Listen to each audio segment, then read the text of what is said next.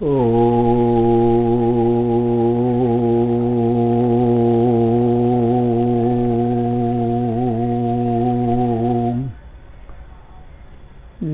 ब्रह्मादिभ्यो ब्रह्म विद्या संप्रदायकर्तृभ्यो वंश ऋषिभ्यो महद्भ्यो नमो गुरुभ्यः।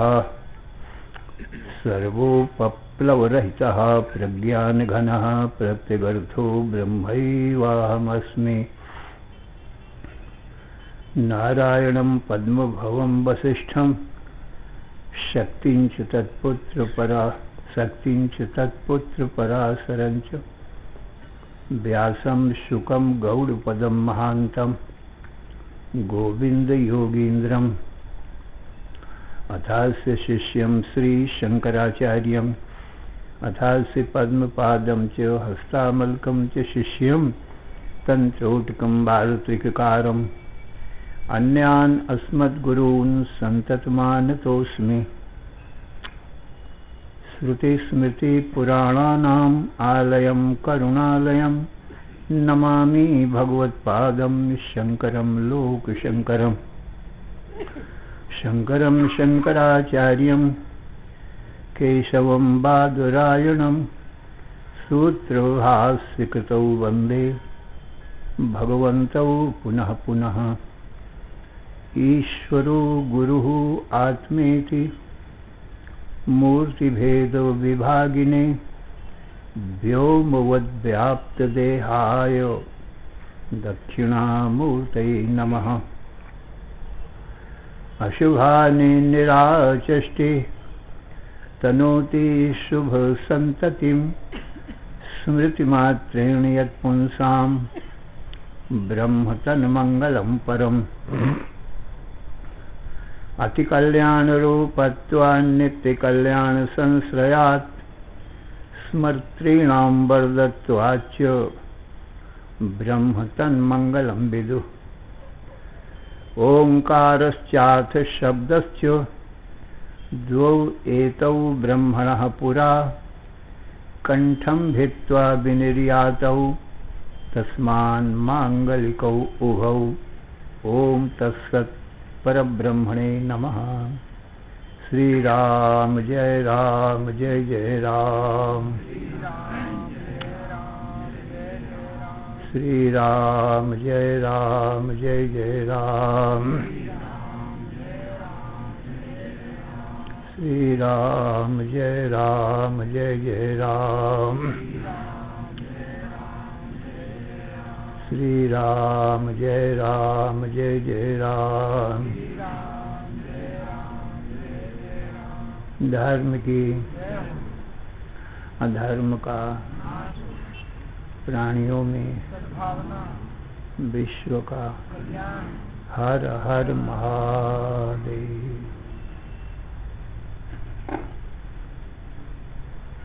सर्वज्ञ सर्वशक्तिमान सर्वाधार सर्वाधिष्ठान भगवान श्री कृष्ण से अर्जुन ने पूछा, हे भगवान मेरे परम कल्याण का उपाय बतावें जिससे आत्यंतिक दुखों की निवृत्ति और परमानंद की प्राप्ति हो, मृत्यु की निवृत्ति और अमृतत्व की प्राप्ति हो। वह उपाय आप मुझको बतावें, क्योंकि जो मुझे इच्छित है वही मेरे भाई सभी जीवों को इच्छित है, वांछित है। जैसे मैं नित्य सुख शांति चाहता हूँ और दुख अशांति की अत्यंत निवृत्ति चाहता हूँ कि दुख और अशांति कभी भी ना हुए, सुख शांति सदा बनी रहे। तो सभी जितने भी जीव हैं, मैं जीव हूँ तो सब जीव मेरे भाई हैं। आप तो ईश्वर हैं, सर्वज्ञ सर्वशक्तिमान हैं, और हम जीव हैं। तो ये सब जीव दुखी हैं, इसलिए नित्य सुख शांति चाहते हैं और मृत्यु से सब भयभीत हैं।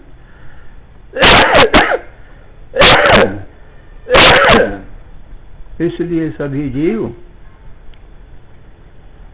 अमरता चाहते हैं। इसलिए ये केवल मेरा व्यक्तिगत ही प्रश्न नहीं है, किंतु समष्टि जीवों का यही प्रश्न है।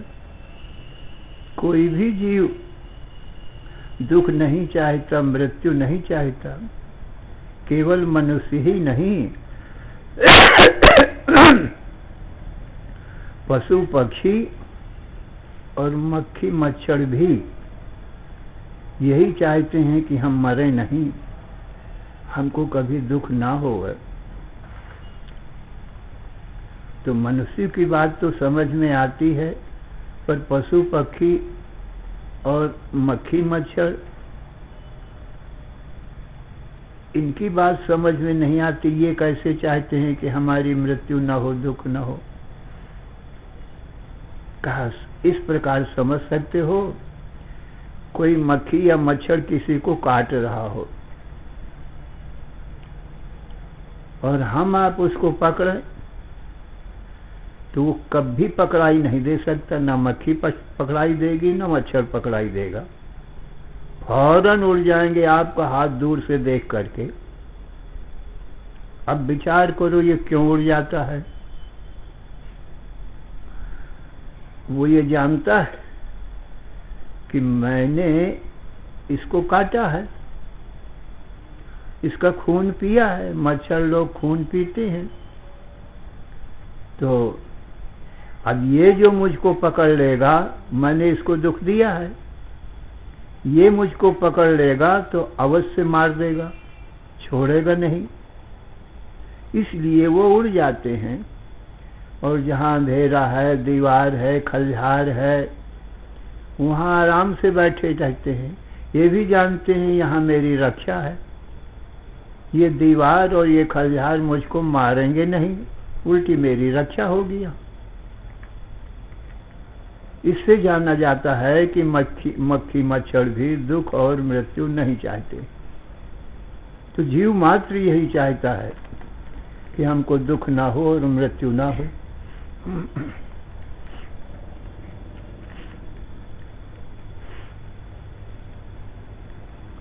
तो भगवान श्री कृष्ण बोले, हे अर्जुन, तेरे निमित्त से मैं सभी जीवों का उत्तर दे रहा हूं, क्योंकि अर्जुन तो एक निमित्त मात्र है। ये तो गीता का उपदेश सभी जीवों के लिए है। तो भगवान बोले, हे अर्जुन, सावधान मन से श्रवण करो। गीता अध्याय 10वां। हे अर्जुन, जगत की उत्पत्ति, पालन, संहार मैं ही करता हूँ। अहम सर्वस्य प्रभो मत्तः सर्वं प्रवर्ते इति मत्वा भजन्ते मां बुधा भाव समन्विता। अर्जुन, जगत की उत्पत्ति, पालन और संहार मैं ही करता हूँ, ऐसा जान करके सभी जीव भक्ति भाव से मेरा भजन किया करते हैं। सभी और जितने भी ऋषि महर्षि हैं, जब मुझसे उत्पन्न होते हैं, मुझ में ही रहते हैं, मुझ में फिर लीन हो जाते हैं। इसलिए ये कोई भी मुझको नहीं जानते हैं। न मे विदुषुर्गणा प्रभुम नाम महर्षया अहमादिर्हि देवा नाम महर्षि नाम च सर्वसा। अर्जुन, जैसे पिता का हाल पुत्र नहीं जानता है, माता का हाल पुत्र नहीं जानता है, क्योंकि वो तो अभी गर्भ में है, पिता माता को क्या जाने। ऐसे ही ये सब ऋषि महर्षि लोग सब मेरे उदर में ही रहते हैं, तो मेरा जगत पिता का हाल ये क्या जाने। इसलिए मुझको कोई भी नहीं जानते हैं। हाँ, मेरे बताने से जान सकते, पर अपने आप नहीं जानते हैं। जैसे माता पिता के बताने से पुत्र भी अपने माता पिता को जान जाता है। माता बताती है कि बेटा मैं तेरी माता हूँ, और जब पिता आता है पास में तब उसको बताती है ये तेरे पिताजी हैं। तो फिर ये धीरे धीरे कई बार बताने से पुत्र जान लेता है अपने माता पिता को। इसी जगत के माता पिता भगवान ही जब जीवों को बताते हैं कि मैं ही जगत का माता पिता हूँ, मैं ही उत्पत्ति भी करता हूँ, पालन भी करता हूँ और समय आने पर संहार भी कर देता हूँ। ये तीनों काम मैं ही करता हूँ और मुझसे ही उत्पन्न होते हैं, मुझ में ही रहते हैं और संहार से मतलब मुझ में ही लीन हो जाते हैं। ये तो आइमानि भूतानि जायन्ते ये न जातानि जीवन्ति यत् प्रयन्ते अभिशम विशन्ति तद ब्रह्म। जिससे जगत उत्पन्न होता है, जिसमें रहता है, फिर जिसमें लीन हो जाता है, वह ब्रह्म है। तो जगत की उत्पत्ति, स्थिति, प्रलय एक लीला मात्र ही रही। आदि में, अंत में, मध्य में एक भगवान ही सत्य रहा, क्योंकि भगवान ने कोई सामग्री तो लिया नहीं उत्पन्न करने में, बस इच्छा मात्रम प्रभो सृष्टि। भगवान ने इच्छा किया, सृष्टि हो गई। और भगवान का अपना शरीर भी निजी इच्छा निर्मित, वो अपनी इच्छा से अपने शरीर का भी निर्माण कर देते। राम, कृष्ण, विष्णु, शिव, शक्ति, सूर्य, गणेश, कच्छ, मत्स्य, वामन, वराह आदि ये सब ईश्वर के शरीर हैं, सो भगवान अपनी इच्छा शक्ति से उत्पन्न कर देते। इसी प्रकार से हे अर्जुन, चराचर जगत ये सब विश्व विराट भी मेरी इच्छा से ही उत्पन्न होता है। मेरी इच्छा शक्ति को ही माया कहते हैं। इसलिए हे अर्जुन, मेरे बताने से ही ये जीव जान सकते हैं मैं ही सच्चिदानंद घन ब्रह्म हूं। देखो, श्रुतियों में कहीं ब्रह्म से जगत की उत्पत्ति बताई जाती है और कहीं ईश्वर से जगत की उत्पत्ति बताई जाती है और कहीं माया से बताई जाती है। मम माया संभव संसारा। अर्जुन, ये सारा संसार मेरी माया से होता है। मयाध्यक्षेण प्रकृति सूयते सचराचरम। अर्जुन, मेरे अधिष्ठान पने में मेरी प्रकृति ही चराचर जगत की उत्पत्ति पालन संहार करती है। उद्भव स्थित संहार कारणीम क्लेश हारिणीम सर्वश्रेयस्करीम सीताम न तो हम राम वल्लभाम। सीता जी महामाया शक्ति, वही जगत की उत्पत्ति पालन संहार करती हैं। तो ये तीन बातें परस्पर विरोधी मालूम पड़ती हैं, इसलिए इनका भी समाधान जान लेना चाहिए। कहीं श्रुति कहती है कि ब्रह्म में तो कोई कर्म है नहीं, जगत की उत्पत्ति पालन संहार ब्रह्म कैसे करेगा जब कर्म ही नहीं है। तो एक अद्वितीय है और निर्गुण निराकार है, इसलिए ब्रह्म से उत्पत्ति हो नहीं सकती है, ऐसा श्रुति कहती है। और ये श्रुति कहती है कि ब्रह्म से जगत की उत्पत्ति पालन और ब्रह्म में ही संहार हो जाता है, लय हो जाता है। इसका समाधान कैसे करना चाहिए? कहते हैं शुद्ध ब्रह्म से तो जगत की उत्पत्ति पालन संहार होता नहीं है, वो अकर्म है। भला फिर यहाँ ब्रह्म से बताया गया तो स्वाभाविक ब्रह्म समझना चाहिए, माया विशिष्ट ब्रह्म को समझना चाहिए। वही शुद्ध ब्रह्म जब माया उपाधि से युक्त होता है तब सृष्टि होती है। इसलिए शुद्ध ब्रह्म भी आ गया और माया भी आ गई, और जहां माया से उत्पत्ति बताई गई तहां समझ लेना मायापति शुद्ध ब्रह्म भी साथ में है,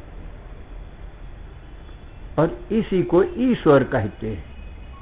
माया और ब्रह्म, मायापति ईश्वर कहलाता है। तो ईश्वर से उत्पत्ति माने शुद्ध ब्रह्म भी है और माया भी है, तब उत्पत्ति हुई। व्यवहारिक जगत में आप दृष्टांत से समझ सकते हो। जैसे कोई ब्रह्मचारी आप अकेला है तो वो पुत्र संतान उत्पन्न नहीं कर सकता, ये पुत्र ही सृष्टि है। और केवल जो माया है माने स्त्री है वो माया रूप समझो, पुरुष को ब्रह्म रूप समझो, ब्रह्मचारी को ब्रह्म रूप समझो। तो ब्रह्म रूप ब्रह्मचारी और माया रूप स्त्री दोनों मिलकर के कर सकते हैं, अकेले अकेले नहीं। इसी प्रकार से शुद्ध ब्रह्म और माया रूपी पत्नी, तो मायापति ईश्वर हो गया। ब्रह्म को जब माया स्वीकार किया तो उसका नाम अब ईश्वर हो जाता है, मायापति कहते हैं उसको। तब सृष्टि होती है। तो एक ही बात हो गई, माया से सृष्टि होती है माने ब्रह्म साथ में है, ब्रह्म से सृष्टि होती है इसलिए उसकी शक्ति माया साथ है। ईश्वर से सृष्टि होती है तो दोनों का मेल ही ईश्वर है, ब्रह्म और माया का। इस प्रकार से एक से सृष्टि बताने में सबका समाधान हो, सब आ जाते हैं, क्योंकि अकेले अकेले हो सकते ही नहीं है।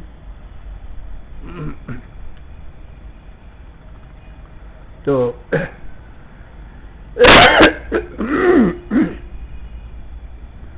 अर्जुन वाच, अब अर्जुन कहता है परम ब्रह्म परम धाम पवित्रम परमं भवान पुरुषं शाश्वतं दिव्यं आदिदेवं अजं विभुम् आहुस्त्वां ऋषयः सर्वे देवर्षिर्नारदस्तथा असितो देवलो व्यासः स्वयं चैवो ब्रवीषि मे सर्वं एतद् ऋतं मन्ये यन्मां वदसि केशव नहि ते भगवन् व्यक्तिं विदुर्देवा न दानवाः स्वयमेवात्मनात्मानं वेत्थ त्वं पुरुषोत्तमो भूतभावन भूतेश देवदेवो जगत्पते भक्तुमर्हस्य शेषेण दिव्याह्यात्मविभूतयः याभिर्विभूतिभिर्लोकात् इमां त्वां प्राप्य तिष्ठसि। अर्जुन बोला, हे भगवान, निश्चय ही आप परब्रह्म हो, प्रकृति से परे हो, इसलिए आपको परम कहते हैं। प्रकृति परा पुरुषा सा काष्ठा सा परागति, ये श्रुति है, वेद मंत्र है। अब वेद मंत्रों का ही अनुवाद भगवान श्री कृष्ण कर रहे हैं। तो आप प्रकृति से भी परे हो, इसलिए आपको परम कहते हैं, और आप सबसे महान हो। चराचर जगत प्रकृति सहित भगवान ने कहा है एकांशे निश्चितो जगत। अर्जुन, संपूर्ण चराचर जगत मेरे अनंत ब्रह्म स्वरूप में एक थोड़ी सी जगह में पड़ा हुआ है, जैसे मनुष्य की एक थोड़ी सी जगह में कोई काला तिल पड़ा हुआ है। आकाश के एक थोड़ी सी जगह में कोई बादल की टुकड़ी पड़ी हो है, तो आकाश कितना बड़ा है। इसी प्रकार से भगवान कहते हैं ये माया मेरे एक देश में है, मन एक तिल भर जगह में ये काली काली अज्ञान रूपा अविद्या रूपी माया पड़ी हुई है। माया अज्ञान अंधकार रूप है, अज्ञान भी कहते हैं, अविद्या भी कहते हैं। तो जैसे काला तिल मनुष्य के शरीर में एक थोड़ी जगह में पड़ा रहता है, और शरीर सब खाली है मनुष्य का। आकाश अनंत खाली है, थोड़ी जगह में एक काला काला बादल आ गया और थोड़ी देर रहा, वर्षा भी किया, चला भी गया, कोई आकाश से संबंध भी नहीं हुआ। तो भगवान कहते हैं ऐसे ही ये माया मुझ आकाश के समान महान ब्रह्म में थोड़ी जगह में है, और उस माया में फिर सर्व जगत है। तो जब माया के अंदर सर्व जगत है तो फिर जगत कितना छोटा होगा। माया के पेट में जगत है। अब वो माया मेरे आकाशवत ब्रह्म स्वरूप में एक तिल भर जगह में पड़ी हुई है, तो मैं कितना बड़ा हूं।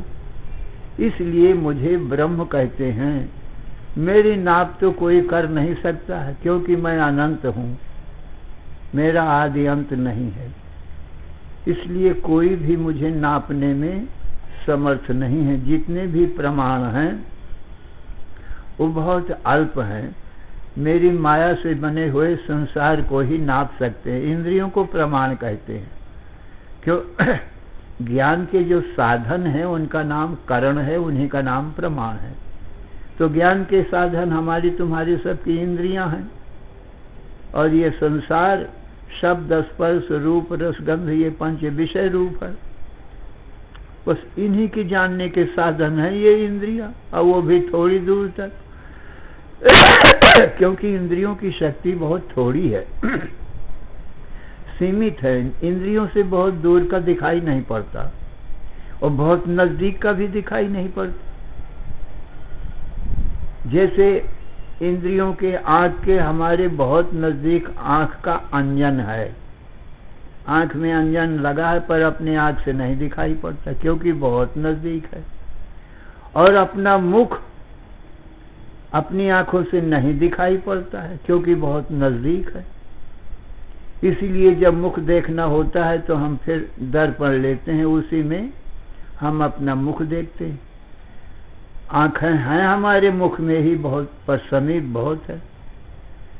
विधाता ने, ब्रह्मा ने इन इंद्रियों को ऐसी बनाया है, बहिर्मुखी बनाया है, और बहुत नजदीक का नहीं देख पाती, बहुत दूर का भी नहीं देख पाती है। बहुत दूर देश में इंद्रादिक देवता है, स्वर्ग आदिक लोक है, तो वहां तक हमारी आंखों की दृष्टि नहीं जा सकती है। और सूर्य चंद्र तारागण आज दिखाई भी पड़ते हैं, बहुत दूर हैं ये भी, परंतु वो ठीक नहीं दिखाई पड़ते, यथार्थ ज्ञान नहीं हो रहा है। क्यों? इस पृथ्वी लोक से कई कई गुना बड़े ये तारागण बताए गए हैं,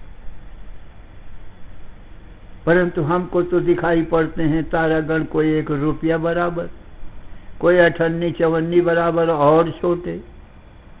और सूर्य चंद्र दिखाई पड़ते हैं जैसे एक बड़ा कटोरा हो।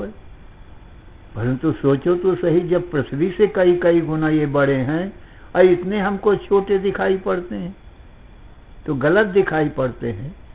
माने दूरता रूपी दोष के कारण हमारे इंद्रियां, नेत्र इंद्री इतनी दूर का नहीं देख सकती है। ऐसे कान हमारे बहुत नजदीक भीतर ही शब्द हो रहा है, जिसको अनाहत नाद कहते हैं, वो नहीं सुनाई पड़ता है। और बहुत दूर जो लोकों में शब्द हो रहे हैं, दूर देश में शब्द हो रहे हैं, वो भी नहीं सुनाई पड़ते। सभी इंद्रियां सीमित हैं,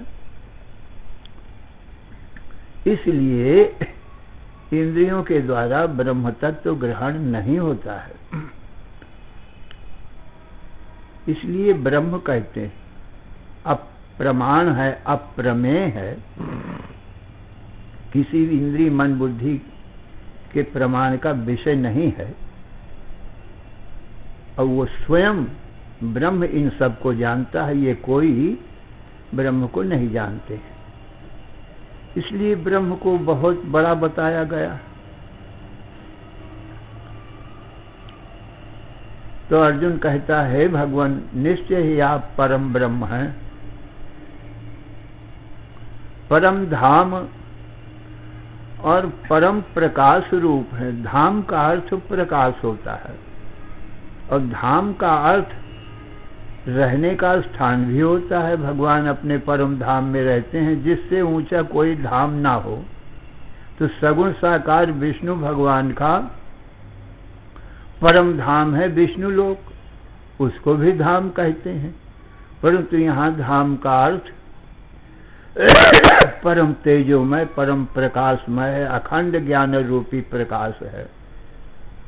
और सगुण साकार ब्रह्म का अर्थ लोग तो परम धाम सबसे ऊंचा ऊपर भगवान का निवास स्थान, विष्णु लोक, वैकुंठ लोक। तो परम ब्रह्मो परम धाम पवित्रम परमम भवान, और आप परम पवित्र भी हैं। पवित्राणाम पवित्रम यो मंगलानां च मंगलम दैवतम देवतानां च भूतानां यो अव्ययः पिता। ये विष्णु सहस्रनाम में पहले कहा गया है कि भगवान पवित्रों के भी पवित्र करने वाले, जैसे पावक पवित्र है, पावक नाम अग्नि का है, और पवन भी पवित्र है, पवन भी पवित्र करता है, हवा। और गंगा आदि जो नदियां हैं वो भी पवित्र करती हैं, मन को निर्मल बनाती हैं। गंगा स्नान करने से मन बहुत शांत पवित्र हो जाता है। और जो भगवान का मंगलमय नाम है वो भी पवित्र करता है। तो अनेक वस्तुएं पवित्र करने वाली संसार में बतलाई गई हैं, और यज्ञादिक शुभ कर्म भी पवित्र करते हैं।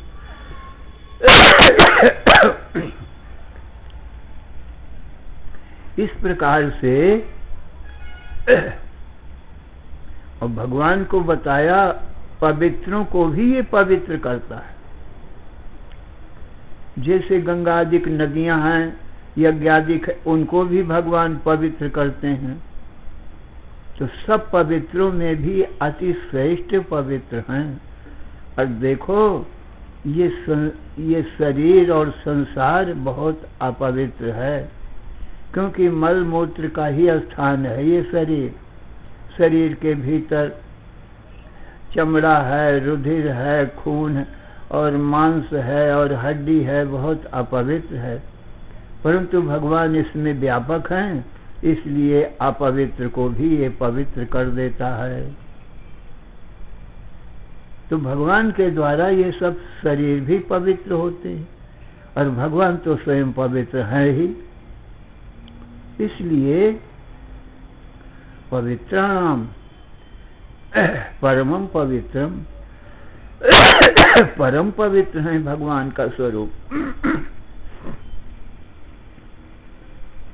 और सज्जनों, अनंत जन्मों के जो पाप हैं भगवान के ज्ञान से सब पाप और पुण्यों से रहित हो जाता है, माने मुक्त हो जाता है। अनंत जन्मों के पाप पुण्य खत्म हो जाते हैं। तो इतना पवित्र तो कोई है नहीं। जो पाप के प्रक्षालन करने के लिए जो कर्म बताए गए हैं प्रायश्चित आदि, वो एक पाप के प्रक्षालन के लिए एक ही बताया गया है, प्रायश्चित कर्म। सब पापों को नाश करने वाले प्रायश्चित नहीं होते हैं, और बहुत उनमें श्रम होता है प्रायश्चित कर्मों में। परंतु और यज्ञादिक कर्म भी पवित्र करते हैं, तो उनमें भी बहुत श्रम होता है और बहुत द्रव्यादिक खर्च होता है। परंतु भगवान का नाम और भगवान का जो ज्ञान है, उसमें तो एक पैसे का भी खर्च नहीं है, और कोई परिश्रम भी नहीं है, और कोई व्रत उपवास भी करना नहीं पड़ता है। इस प्रकार से भगवान के नाम से और भगवान की जानकारी से मनुष्य इतना पवित्र हो जाता है। फिर अपवित्र, ये संसार बहुत अपवित्र है, फिर ये संसार खत्म ही हो जाता है। और अज्ञान बहुत अपवित्र है। जो दुख देवे वो अपवित्र है, सुख देवे सो पवित्र है। संसार दुख देता है इसलिए बहुत अपवित्र है। भगवान सुख देते हैं इसलिए परम पवित्र। तो भगवान को पवित्र बताया गया है। अपवित्र पवित्रो वा सर्वावस्थांगतोऽपि वा यः स्मरेत् पुंडरीकाक्षम सबाह्याभ्यंतरो शुचि। कहते हैं चाहे कोई पवित्र हो चाहे अपवित्र हो, भगवान का स्मरण मात्र कर ले, ध्यान चिंतन कर ले, तो सर्व पापई, सभी पापों से वो छूट जाता है, पवित्र हो जाता है। शुचि माने पवित्र हो जाता है। तो परम ब्रह्मो परम धामो पवित्रम परमं भवान पुरुषम शाश्वतम दिव्यम आदिदेवम अजम विभुम।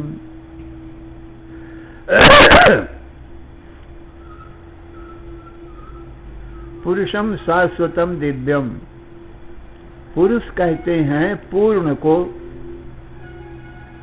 आप पुरुष हो, सत्य से, ज्ञान से, आनंद से पूर्ण हो, क्योंकि ब्रह्म को ही पुरुष कहते। पूर्णत्वात् पुरुषः पुरुषैनत्वाद् वा, जो सत्य से, ज्ञान से, आनंद से पूर्ण हो उसका नाम पुरुष होता है। पुरुषैनत्वाद् वा दूसरा अर्थ भी कहते हैं, आकाश के समान व्यापक होने के कारण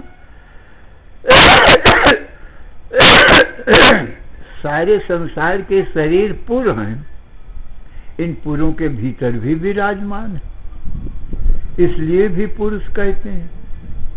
नव द्वारे पुरे देही नैव कुर्वन्न कार्य, देहु जो चेतनात्मा ब्रह्म है वो सभी शरीर रूपी पुरों के भीतर है, परंतु ना तो कुछ करता है न करवाता है किसी से।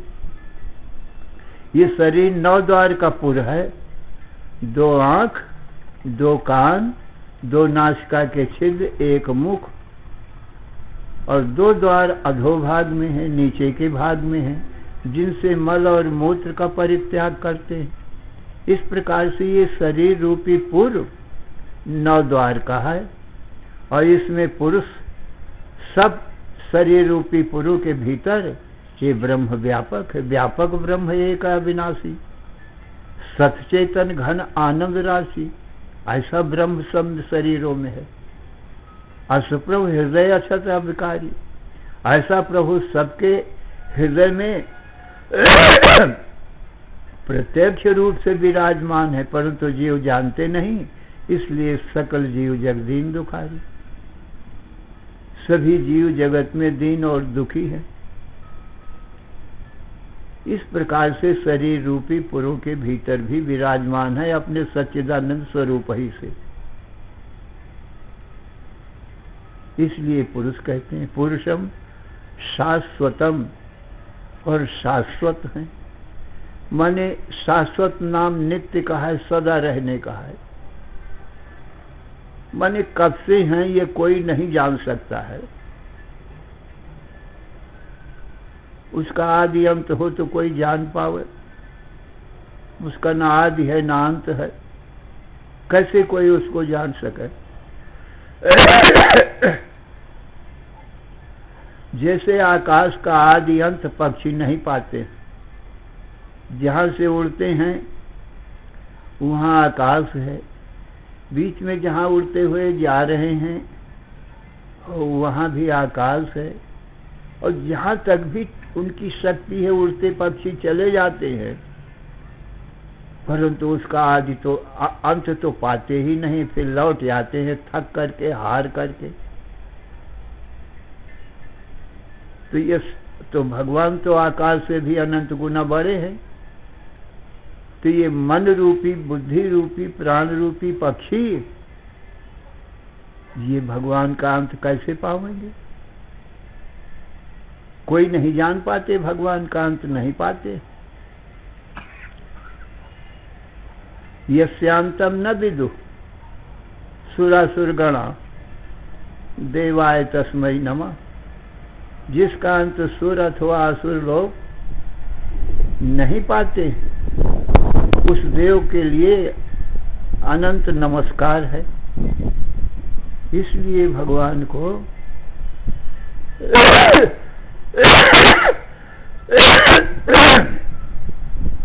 शाश्वत कहा गया। पुरुषम शाश्वतम दिव्यम, दिव्य कहते हैं जो देदीप्यमान सदा रहता है, प्रकाशमान सदा ही रहता है। स्वयं भगवान प्रकाशमान है, ज्योतियों की ज्योति हैं, और हमारे तुम्हारे सबके हृदय में विराजमान है। ऐसे दिव्य माने देदीप्यमान ज्ञान ज्योति हैं, सदा जगमगाते रहते हमारे तुम्हारे अपने सबके हृदय में भी, बाहर भीतर प्रकाशमान। ज्योति सामप तज्ज्योति, वह जो भगवान है, ब्रह्म है, ज्योतियों का ज्योति है। संसार में 5 ज्योति तो बहुत प्रसिद्ध ही है। अग्निर्ज्योति, विद्युत ज्योति, तारागणों की ज्योति, चंद्रमा की ज्योति और सूर्य की ज्योति। ये ज्योतियां प्रसिद्ध हैं, परंतु ये कोई भी ज्योति भगवान को नहीं जानती और भगवान इन सब ज्योतियों को जानते हैं। ये सब ज्योति और भगवान का ही स्वरूप होने से हम तुम सब जीव लोग भी इन सब सूर्य चंद्रादिकों को जानते हैं, बिजली अग्नि के प्रकाशों को जानते हैं, और ये हमको नहीं जानती हैं।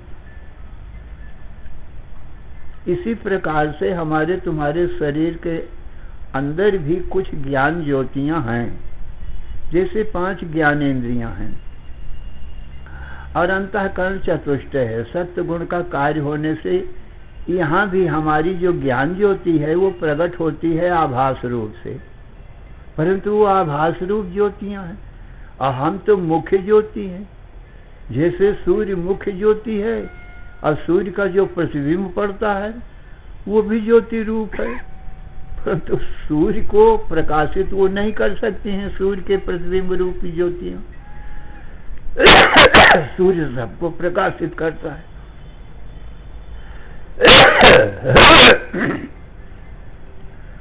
इसी प्रकार से हमारी जो आत्म ज्योति है वो सूर्य के समान प्रकाशमान है और बुद्धि और इंद्रियों में जो कुछ ज्योतियां माने ज्ञान ज्योतियां हैं वो हमारा प्रतिबिंब रूप है, वो ज्ञान सब, इसलिए वो बहुत अल्प है। तो हमारा वास्तविक ज्ञान ज्योतियों का ज्योति है। और कहाँ है? कहा सबके हृदय में ही विराजमान है। ज्ञान रूप ज्योतिषामप तज्ज्योति तमसः परमुच्यते, तम से बहुत परम ऊपर है। ज्ञानम और ज्ञान रूप भी है, ज्ञेय रूप भी है और ज्ञान गम्यम और ज्ञान रूपी साधन से ही गम्य माने जाना जाता है। और हृदय सर्वस्य स्थितम, और सबके हृदय में वह परम ज्योति भगवान स्वयं ही विराजमान है। तो इस प्रकार से भगवान को दिव्यम कहा गया। पुरुषम शाश्वतम दिव्यम आदि देवम, सभी देवताओं के आदि हैं। देवताओं से मनुष्य, पशु, पक्षी, सूर्य, चंद्र और असुर सब ले लेना, सबके आदि हैं और स्वयं अनादि हैं, क्योंकि भगवान से सबकी उत्पत्ति होती है, इसलिए सबके भगवान आदि भय। और भगवान की उत्पत्ति होती नहीं तो भगवान अनादि भय। आदि देवम और प्रकाश रूप, इसलिए देव हो। जो चैतन्य ज्योति है, प्रकाश रूप है, उसको देव कहा जाता है। तो सब शरीरों के भीतर एको देवा, एक ही देव है, वो भगवान ही देव हैं। एको देवा सर्वभूतेषु गूढ़, सब भूत प्राणियों में एक परम ब्रह्म देव ही विराजमान है गुप्त रूप से। इसलिए है कि उसको कोई देख नहीं सकता, जान नहीं सकता, और वो सबको जानता है। तो आज देवम अजम, और आज कहते हैं जिसका जन्म नहीं होता है। अब जब जन्म नहीं होता है तो मरण भी नहीं होता है। तो जब भगवान ही हमारे तुम्हारे जीवात्मा के रूप में है तो जीव का भी जन्म मरण नहीं होता है। न जायते म्रियते वा कदाचिन, अर्जुन जीवात्मा का भी न जन्म होता है न मरण होता है। देखो, मृत्यु का कारण तो जन्म ही हुआ करता है। जब जन्म ही नहीं होगा तो मृत्यु कैसे होगी? जन्म किसका होता है? कहा माया के द्वारा इन शरीरों का और सारे संसार का जन्म होता है।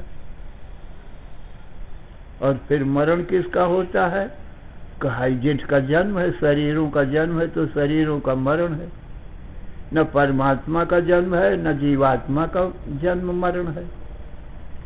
तो जब जन्म ही नहीं तो मरण कैसा? अज्ञान बस जब जीव ये शरीरों को अपना स्वरूप मान लेता है तभी इसको जन्म मरण का भय होता है। नहीं तो जीवात्मा तो शरीरों से अलग है और शरीर तो माया से बनते हैं, भगवान की माया से पुनः नष्ट हो जाते हैं। इसलिए शरीर से तो कोई अमर हो ही नहीं सकता।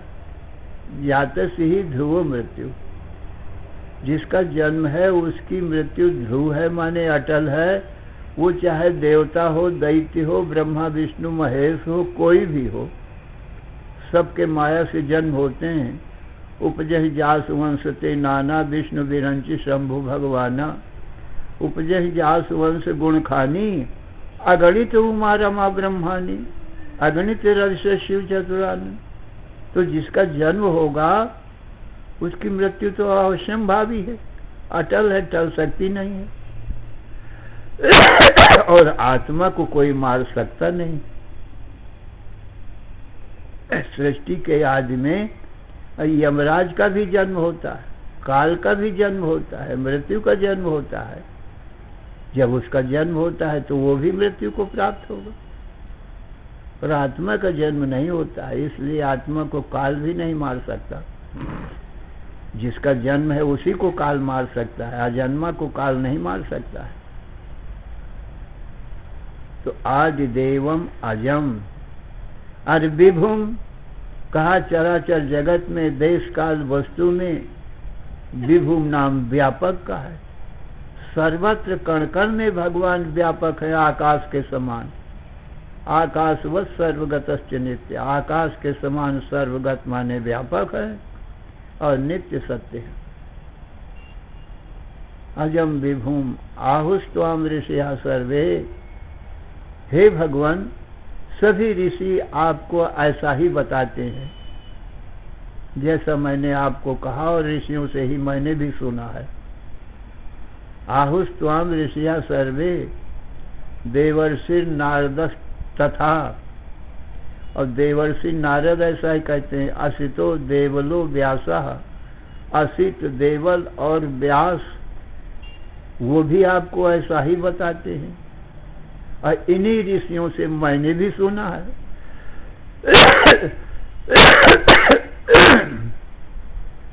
इसलिए मैं भी आपको ऐसा ही बता रहा हूं जैसा ऋषियों ने बताया है। आहुस्त्वाम ऋषिया देवर्षि असितो देवलो व्यासः, और प्रभु स्वयं चैव ब्रवीष में पहले आप स्वयं ने भी कहा है कि ये सब मुझसे उत्पन्न होते हैं और मुझको कोई नहीं जानते हैं। तो आपने भी यही बताया है, मैं सच्चिदानंद घन ब्रह्म हूं। तो सर्वम एतद ऋतम मन्ये। हे भगवान, जो ऋषियों ने कहा आपके संबंध में और आपने भी जो कुछ कहा है अपने संबंध में, ये सबका कहना मैं ध्रुव सत्य मानता हूं। सर्वम एतद ऋतम मन्ये। ऋतम सत्यम, ऋत माने सत्य होता है और अनृत माने झूठ होता है। जैसे सत्यमेव जयते ये श्रुति है, सत्य की ही जीत होती है, क्योंकि उसका जन्म मरण है ही नहीं, तो सदा जीत है उसकी। अरे मरना ही हार है। सत्य ब्रह्म है, सत्यम ब्रह्म, अनंतम ब्रह्म। न अनृतम, अनृत कहते हैं झूठ को, सारा संसार झूठा है। ब्रह्मादिक देवता, रावणादिक दैत्य सब झूठे हैं, माया के कार्य है। ये अनृत है माने झूठे। तो अनृत की तो जीत होगी नहीं, ये तो मारे जाएंगे, सब मरेंगे ही। सत्य की मृत्यु होती नहीं। तो सर्वम, अर्जुन कहता है सर्वम एतद ऋतम मन्ये यन्माम वदसि केशवो। केशव का अर्थ होता है ब्रह्मा विष्णु महेश के भी स्वामी। का ब्रह्मा केशव में इतने अर्थ, और ईश विष्णु और केशव और ब्रह्मा और विष्णु और महेश, तीनों का जो ईश्वर हो, माने तीनों की उत्पत्ति जिससे होती हो, ईशक हो, प्रेरक हो, उत्पन्न भी करे और प्रेरणा भी करे, सबको उत्पन्न भी करता है और सब प्रेरित करता है, सत्ता स्फूर्ति देता है, तो सब लोग अपना अपना काम भी करते हैं। यदि प्रेरणा न देवे तो मुर्दा के मुर्दा है सारा संसार। तो सर्वम एतद ऋतम मन्ये यन्माम बदसे केशव नहिते भगवान व्यक्ति विदुर देवान दानवा। आपके प्रभाव को, आपके स्वरूप को, और आपका जो सगुण साकार अवतार होता है प्रभव, और जगत की भी उत्पत्ति पालन संहार करते हो, इसको न देवता जानते हैं न दानो जानते हैं। सर्वमेतदृतं मन्ये यन्मां वदसि केशवो नहिते भगवन व्यक्तिम विदुर देवा न दानवा। तो फिर स्वयं एवात्मनात्मानं वेत्थ तुम पुरुषोत्तम। हे पुरुषोत्तम, आप स्वयं ही अपने से अपने आप को जानते हो और दूसरा कोई नहीं जानता। स्वयं एवात्मनात्मानं वेत्थ तुम पुरुषोत्तम। भूत भावन भूतेश, भूत को भावन माने उत्पन्न करने वाले, और प्रेरणा करने वाले, शक्ति प्रदान करने वाले, जिससे सारा संसार अपने अपने काम करने में समर्थ होता है। तो भूत भावन हो और भूत ईश हो, ईश नाम प्रेरक का है। भूत भावन भूतेश देव देव, और देवताओं की भी देव, सब देव तुमसे उत्पन्न होते हैं और तुम्हारी सब देव आराधना करते हैं। शरीर के भीतर इंद्रिय मन बुद्धि आदि देव हैं, और ब्रह्मांड में सब सूर्य चंद्र आदि देव हैं। तो ये सब तुम्हारी आराधना करते हैं। इन सब देवों के भी देव हो आप, आराध्य देव हो। जगतपति, और जगत के पति माने पालक भी हो। हे कृष्ण कमलापति, यदुपति, सीतापति, श्रीपति, वैकुंठाधिपति, चराचरपति, लक्ष्मीपति, पाहि माम। अब ये सबके पति माने इनके सबके रक्षक है। पति नाम रक्षक का है। जैसे व्यवहार में स्त्री का पति होता है तो सब प्रकार से स्त्री की रक्षा करता है। सभापति होता है तो सभा की रक्षा करता है, और राष्ट्रपति होता है तो राष्ट्र की रक्षा करता है, और भूपति होता है, भू नाम भूमि का है, तो भूमि की पति नाम रक्षा करता है। तो पति शब्द का अर्थ पाति रक्षति इति पति, पा रक्षण धातु से पति शब्द बनता है। तो हे प्रभु, आप सबके रक्षक हो। देव स्वयं एवात्मनात्मानं वेत्थ तुम पुरुषोत्तम। भूत भावन भूतेश देव देव जगतपते।